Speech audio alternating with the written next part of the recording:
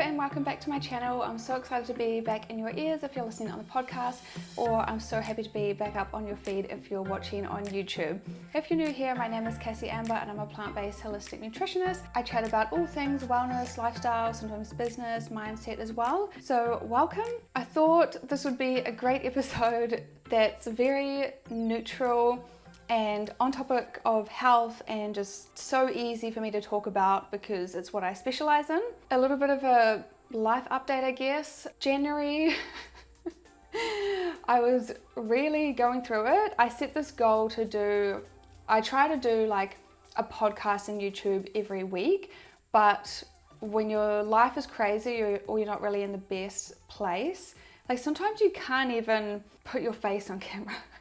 So it's about finding the balance between still keeping this alive and having something to look forward to and thinking of new ideas and making time for editing and stuff, because I really find the value out of making the episodes, and it's so cool to see the finished product and connect with you guys in this way, but also just give myself space if you're just like, no, now is not the right time and just, giving myself a little mental break.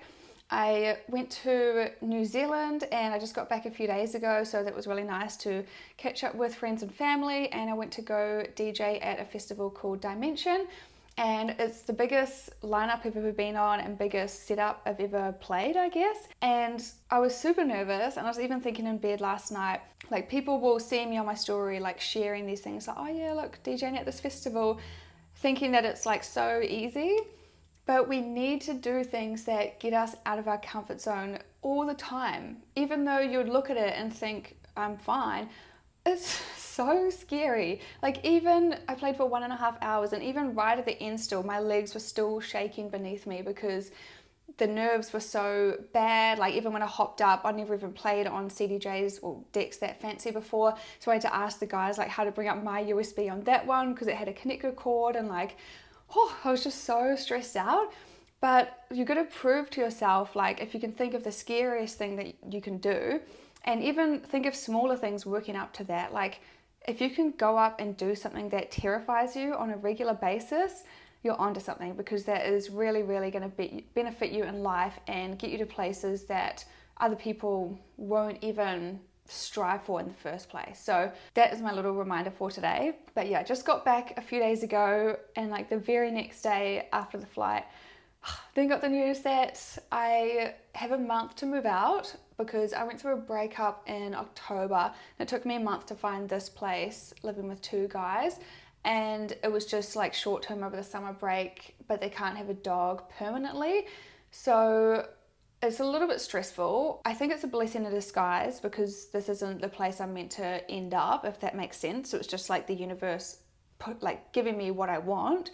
But it's just stressful when there's like timelines on things, and I realized since I was 16 and I'm 27 now, I haven't lived anywhere for over a year, because when I was at uni, I would do like 6 month study, placement, lived at different places in Auckland, have had like lots of moves throughout Australia.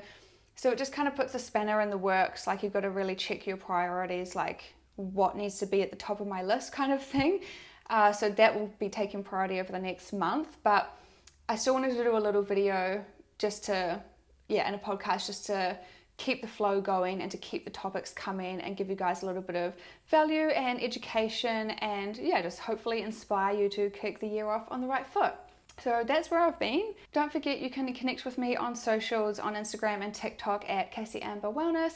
And if you're not already subscribed, then hit subscribe so you can stay up to date with future episodes. So my first tip on Hot Girl Chats, my top 5 body composition tips. Number 1 is do less. And although that sounds counterproductive, this is my philosophy on how I achieve my physique. And I guess it depends on where your starting point is. If you're currently doing nothing, then it doesn't really apply to you, because you need to get into a regular routine of movement and eating well. But so many people have quite a unhealthy addiction to fitness and healthy eating, I would say. So like they think, oh my God, if I skip the gym for one day, I'm going to lose all my gains. And if they're sick, they still go to the gym. No matter how worn out and burnt out they are, they still go to the gym. And it's about finding that healthy balance. I'm always a big believer in like, yeah, just practicing discernment, like knowing, do I need to rest and just like go home and have a nice hearty meal and have a good night's sleep, and that will actually still get you results? Or are you being too soft on yourself and you actually do need to be more strict and a little bit more on your masculine for a bit more structure and still get there anyway without making up excuses? So it's really just about tuning into how you really feel and what you need in that moment in time. But I feel like when people are doing so much, like they're working full time, they might have family they're looking after, and they might have a side business, and they're getting up early, they're going to the gym, maybe doing a HIIT class, which is a lot of stress on the body, and then like going back and then like doing the steps later, and just doing so much. Like your body is in a constant state of stress, and it creates like more inflammation. It makes your adrenals all out of whack, your nervous system. And I just can see it in my own physique. Like when I'm more relaxed and in tune with myself, it just like the weight just comes off. I just look more toned. If I have a couple of days off because I'm unwell and I'm just in bed and I'm resting, I actually look like more ripped after a couple of days rest, because your body is actually resetting. So although, yeah, that tip sounds crazy, like do less, just sometimes relaxing a little bit can actually make a world of difference. And this is like the whole intuitive and holistic side that I love. We can't be everything to everyone, and we need to protect our energy. I feel like we live in a man's world as well. I've read a lot of posts about this, like even in today's world, like these posts online were saying our world was designed for like the man to work and the woman to be at home with the kids and doing the cleaning. So now, since the woman works as well, then there's no one at home to do this. So that's why like there's all this friction, because people have so much on their plate, and like everyone's arguing over like, oh, you're not doing enough here, and they're stressed and they're not sleeping well, and yeah, they need to put more energy into this. And like even just the way our households are, because we have our monthly cycle, but the men have a 24-hour cycle. So we're expected to just show up at work and have the same energy each day, but like we physically can't as women. So it's about knowing when to push and when to pull back and give that time and energy and rejuvenation to yourself. Tip number 2 is adopt a plant-based style of eating. This does not need to mean that you need to go full vegan or like never eat meat or animal products ever again, but a plant-based diet literally has lower calories than an animal-based diet or like an omnivore diet. So you can stack your plate up more to meet the nutrients and caloric needs. So you're actually encouraged to eat more than you were before. So it's actually been quite cool on my journey, like not needing to feel restricted. And I adopt the approach of like just a 90% approach. And I was talking to my best friend and her mum and my nana about diets while I was in New Zealand. And I feel like they're the only 3 people that eat similar to me. And I adopt that approach. I've talked about it in other videos, but when I studied the blue zones, which is the places around the world where people live to 100 years or older with the least amount of degenerative disease, they're not necessarily vegan. Like a few of them are strict vegan, but a lot of them, they'll just have a little bit of animal products here and there, maybe as a celebration, if it's someone's birthday, or if they're having like a big bowl of soup, the meat will just be like the flavoring on the side rather than the main course, like this huge slab of meat with only like a couple of broccoli florets. It's just like the different portions and balance and how they're building the plate in the first place. And even it's just like coming back to more unprocessed food, because in the blue zones, they live in areas more untouched. So they might live on like rocky terrain. They don't have all the fast food that's been infiltrated like we do in the Western world. So if they do like eat meat or whatever, it's not brought up with like all these antibiotics, and all the plants have pesticides on them and stuff. And yeah, just all this artificial stuff. So it's just coming back to our roots and just focusing your diet around plants and finding a balance that works for you. If you want some ideas for easy meals that don't cause a lot of dishes and a lot of time in the kitchen, I've got a plant-powered recipe app. So I wanted to create that because I don't really do meal plans or tell people how many calories or to eat or what their macro ratio should be.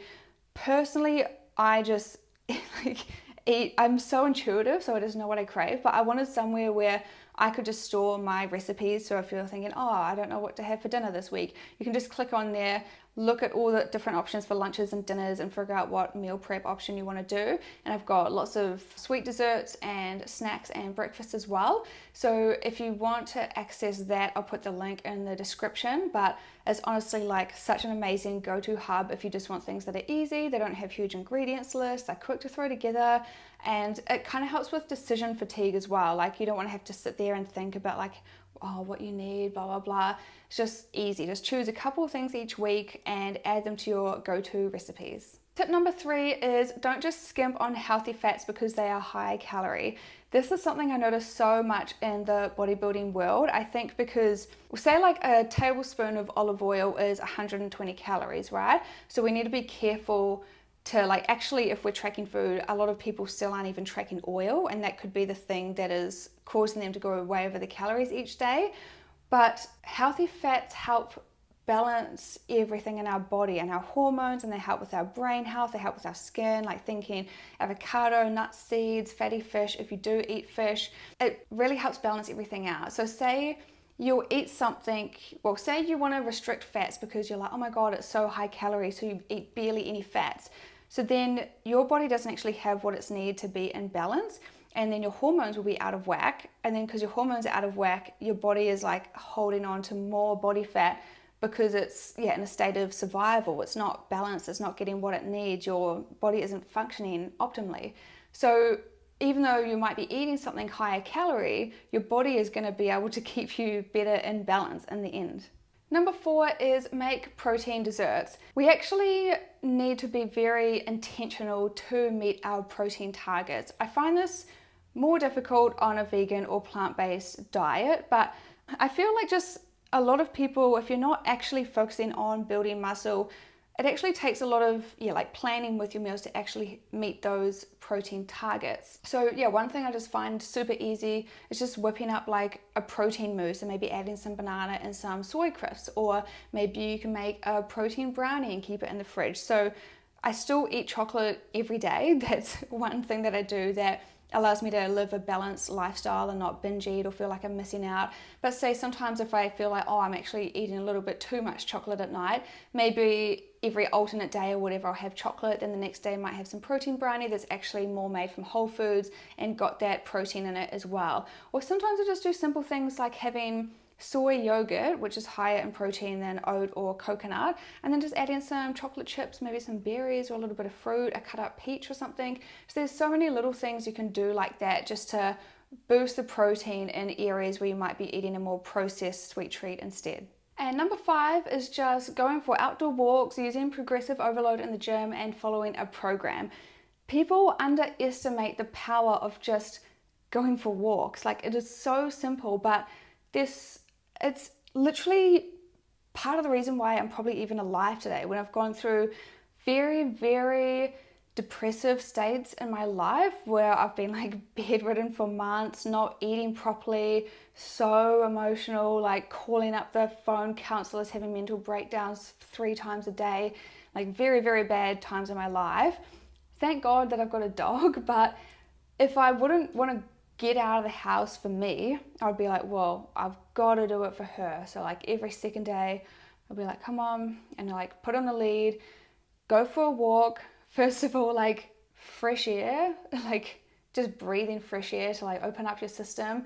Sunshine on your skin and getting the vitamin D creates more happiness. Listening to a positive podcast, something got to do with personal development or learning about business, or just like anything to get you in the right mindset or teach you something new or help you with something that you're working on. And exercise, like getting your blood flowing. It is so simple but so underrated, and I really recommend outdoors. Like even if you struggle to do that during the week, maybe because of your working hours, like you can do it at the gym, but even just doing like a little nighttime walk around the block or something, and then doing a bigger hike in the weekend, like maybe something for a couple of hours, or meeting up with a friend with a coffee and walking around a lake or something, just getting that exercise by doing a healthy activity.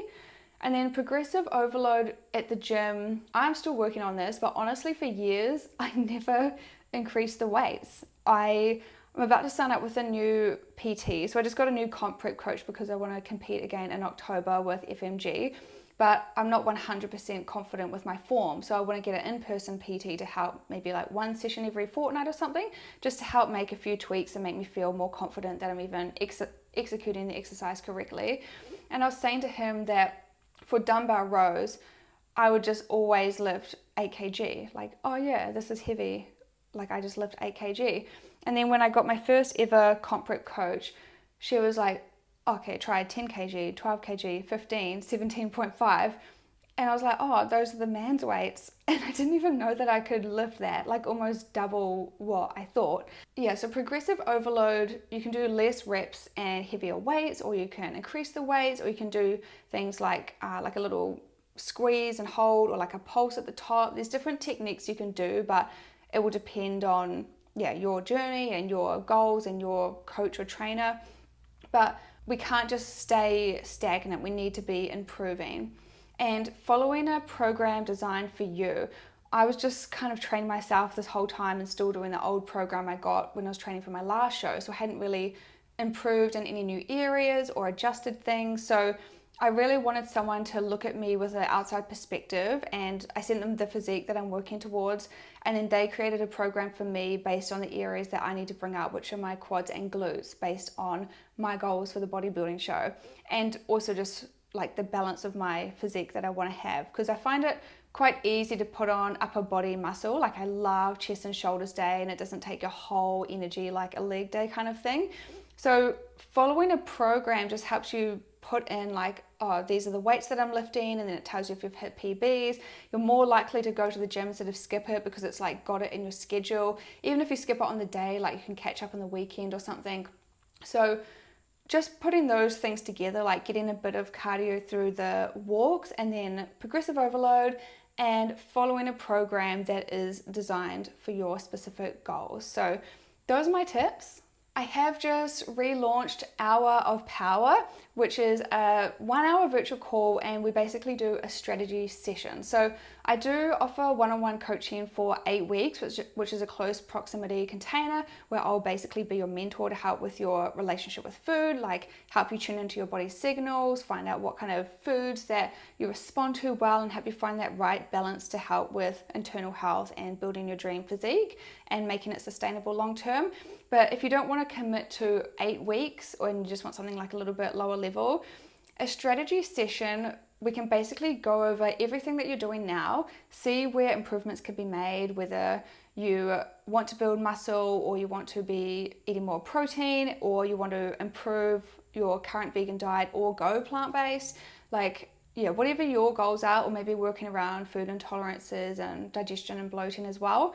I will look at it from an outside perspective, and then we'll just go over your goals for an hour, look at what meals you're currently eating, what different habits you can implement, what small tweaks can you make in your daily routine or your food choices, and just help you come up with that strategy on how to actually reach your goals. So if you're interested in something like that, I'll put that in the description below. And if you've got any questions, or if you need me to open up any special time slots that aren't currently available, just feel free to get in touch at any time. But yeah, I'll leave it there for today. Thank you so much for tuning in, and I'll see you when I get the next episode uploaded. But I did have a cool idea for a program that I want to launch that I haven't done this style of thing before, and I haven't launched a program for a little while because I've had like a lot of life changes over the last couple of months. But I'm so excited for this because it's going to help me stay on track and help other people at the same time, and we can all do it together.